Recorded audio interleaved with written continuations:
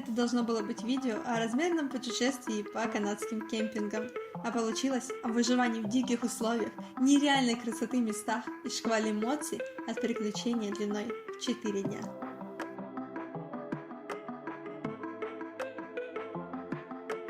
Приключения, которые мы еще не скоро забудем. Если вы думаете, что Канада – это сочетание дикой нетронутой природы и аккуратного вмешательства человека, это так.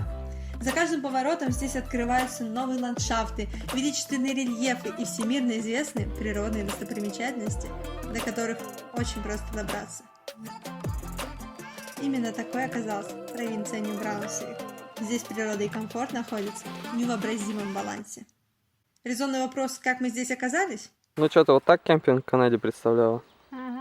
Хоть и кажется, что провинция живет своей обычной жизнью, это не так.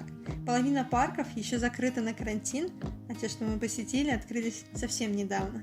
Именно поэтому в окрестностях мы не смогли найти ни одного открытого кемпинг-граунда, чтобы поставить свою палатку. Но мы были подготовлены. С собой у нас были горелка, мангал многоразовый, защита от комаров, 10 литров воды, апельсины, авокадо, которые не созрели, кастрюля картошки с мясом, маршмеллоу, ну и еще палатка, матрас, одеяло, подушки, 6 пакетов с вещами и один очень вместительный кабриолет.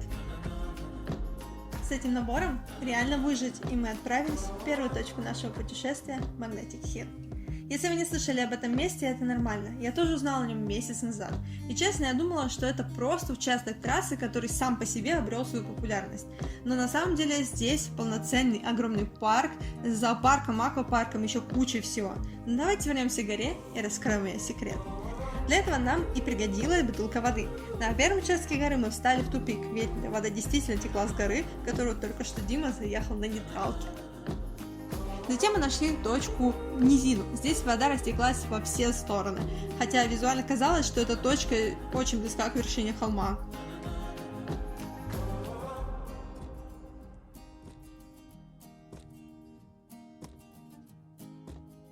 И уже после третьего опыта мы увидели очень логичную вещь. Вода текла в сторону горы. На видео, в принципе, понятно, куда наклон идет на самом деле.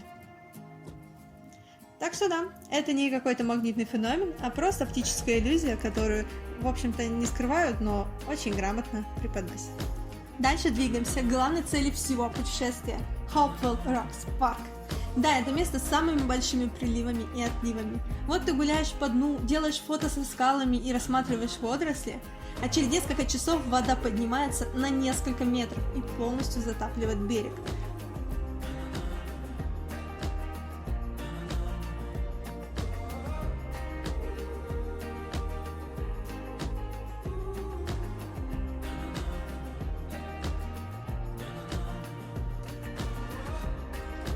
Полетать на дроне нам не дали из-за вот этих вот птиц. Именно поэтому мы решили сесть в каяк и посмотреть на эту красоту с воды.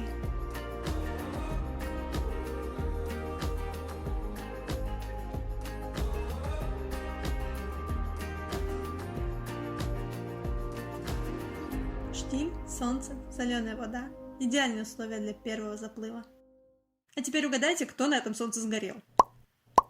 Итак, если нет возможности заселиться в кемпинг, что мы с вами делаем? Садимся в машину, едем по трассе и ищем самый красивый вид. Находим там заезд на поляну, где нет частной собственности. Ну и в принципе все, мы великолепны. Только следите, чтобы вашу палатку не сдуло ветрами. В горах он бывает очень сильный.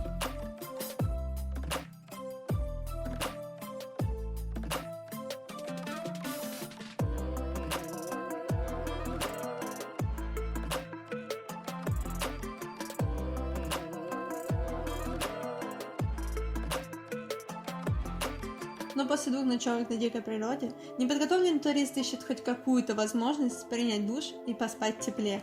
Если мотель это не так интересно, то можно найти вот такой вот загородный комплекс с безумно атмосферными домиками и нереальными видами. Вам тоже кажется, что эти кадры сняты в туманных, дождливых скандинавских странах? Но нет, это все еще юг Канады.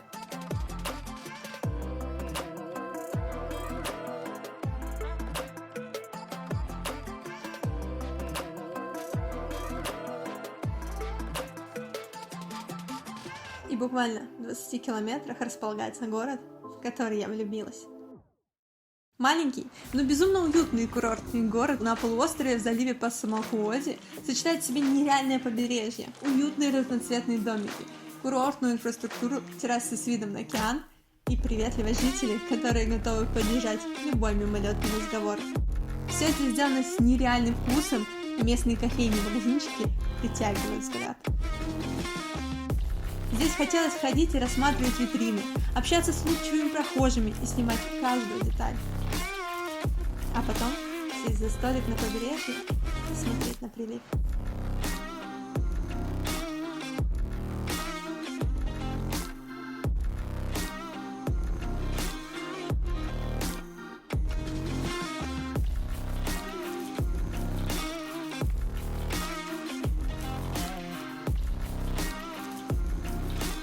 Это местечко навсегда останется в моем сердце.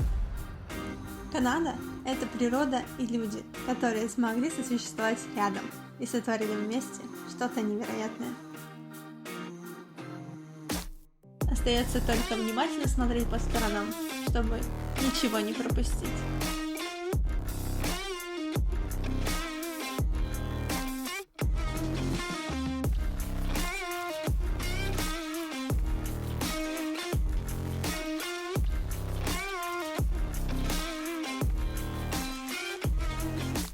Мы сюда еще точно вернемся, ведь за 4 дня просто невозможно охватить всю эту красоту.